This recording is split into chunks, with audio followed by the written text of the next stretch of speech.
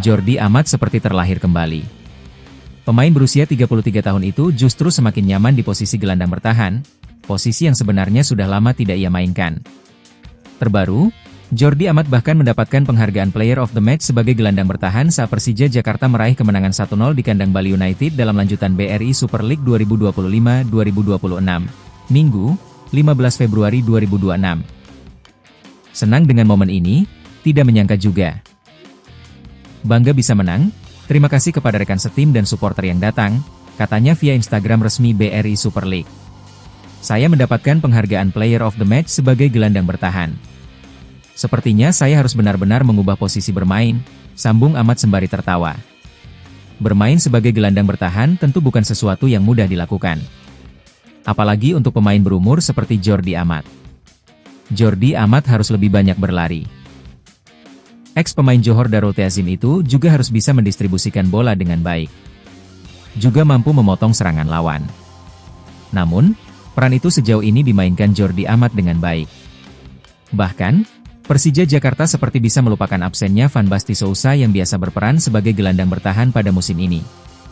Timnas Indonesia akan menghadapi FIFA Series 2026 pada Maret mendatang.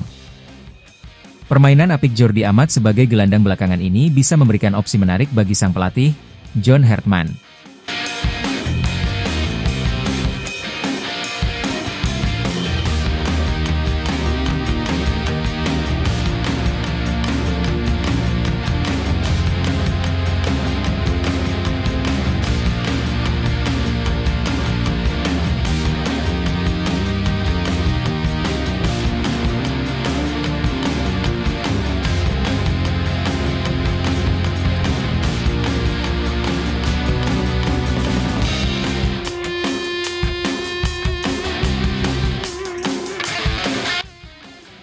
Jordi Amat bisa diplot sebagai gelandang bertahan Timnas Indonesia.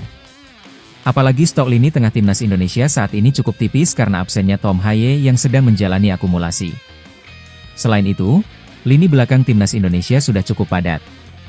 Posisi dua bek tengah utama tim Merah Putih sudah dipastikan menjadi milik Jai Itzes dan Kevin Dix.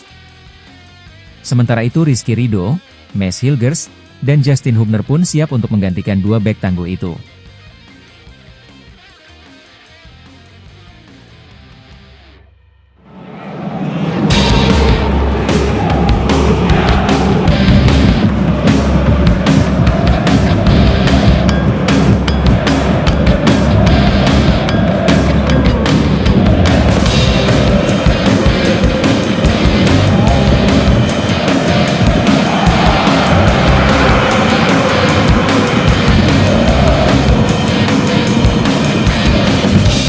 Bek kiri Timnas Indonesia, Shane Patinama, masih belum bisa merebut posisi inti di starting line-up Persija Jakarta sejak bergabung pada Januari lalu.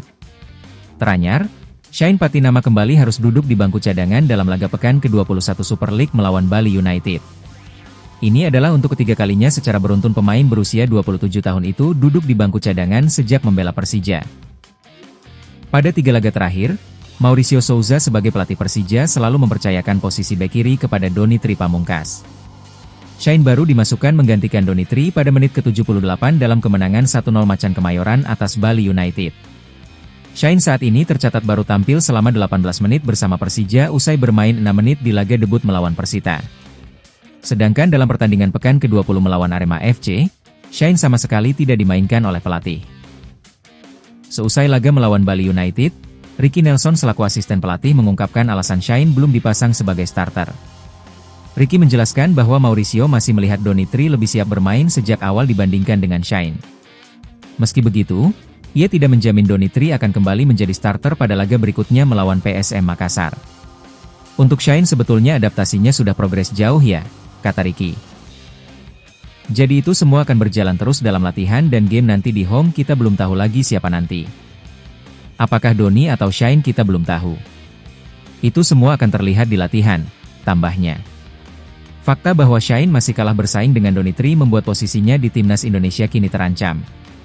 Meski tidak mendapat menit bermain, Shane masuk ke dalam skuad Timnas Indonesia di 2 pertandingan terakhir. Dengan menit bermain yang minim, Shane kini terancam absen dalam pemanggilan pertama di bawah pelatih John Hertman. Terlebih skuad Garuda sudah memiliki cukup banyak opsi di posisi bek kiri seperti Kelvin Verdong, Dean James, dan Pratama Arhan.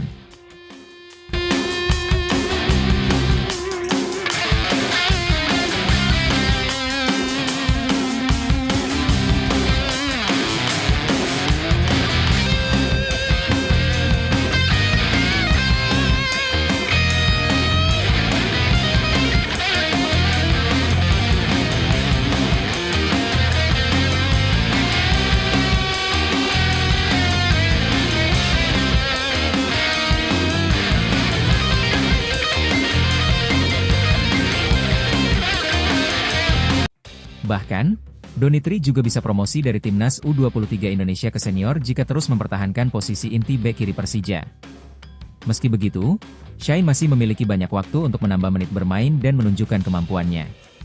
Pasalnya, ia bakal absen dalam 4 pertandingan timnas Indonesia karena terkena skorsing. Termasuk 2 pertandingan yang bakal berlangsung pada akhir Maret mendatang di FIFA Series 2026. Indonesia dijadwalkan menghadapi ST Kitts and Nevis dan Bulgaria atau Kepulauan Solomon pada 27 dan 31 Maret.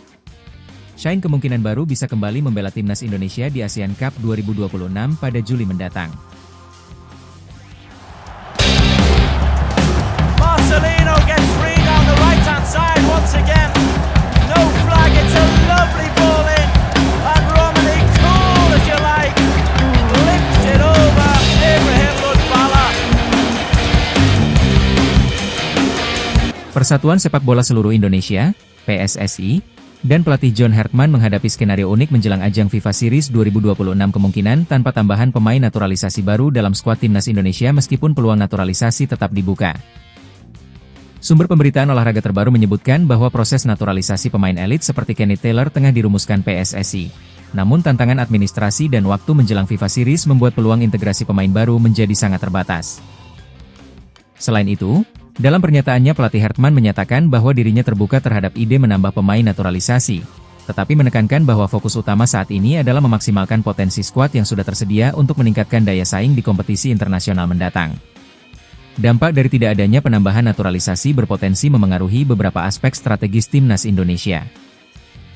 Taktik dan pengalaman internasional, pemain naturalisasi selama ini memberi pengalaman bermain di kompetisi Eropa yang bisa membantu tim menghadapi tekanan lebih tinggi di fase internasional. Tanpa itu, strategi Hartman perlu berfokus pada taktik yang lebih adaptif dengan materi lokal yang tersedia. Kapasitas kompetitif di FIFA Series, keberadaan pemain bermodal pengalaman di liga top umumnya memberi stabilitas performa di pertandingan krusial. Ketidakhadiran nama baru kemungkinan mengurangi variasi taktis yang dapat dimanfaatkan lawan. Percepatan pemain muda lokal, skenario tanpa naturalisasi membuka peluang lebih besar bagi talenta muda lokal untuk tampil dan memperkuat identitas tim, sekaligus menyederhanakan konsolidasi skuad menjelang pertandingan.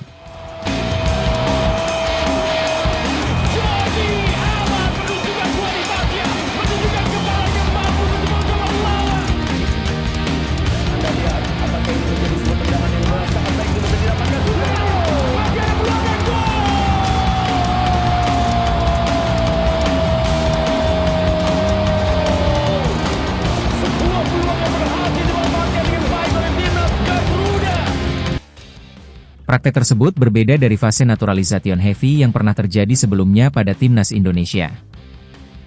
Dalam periode kualifikasi Piala Dunia 2026 sebelumnya, naturalisasi disinyalir membantu meningkatkan kualitas skuad secara keseluruhan, meski membawa tantangan integrasi dalam waktu singkat.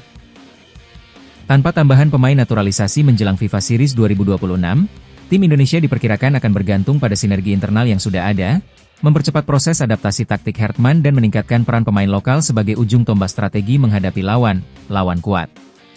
Keputusan final terkait daftar skuad dan komposisi pemain akan diketahui lebih jelas mendekati matchday FIFA Series, yang dijadwalkan bergulir akhir Maret 2026.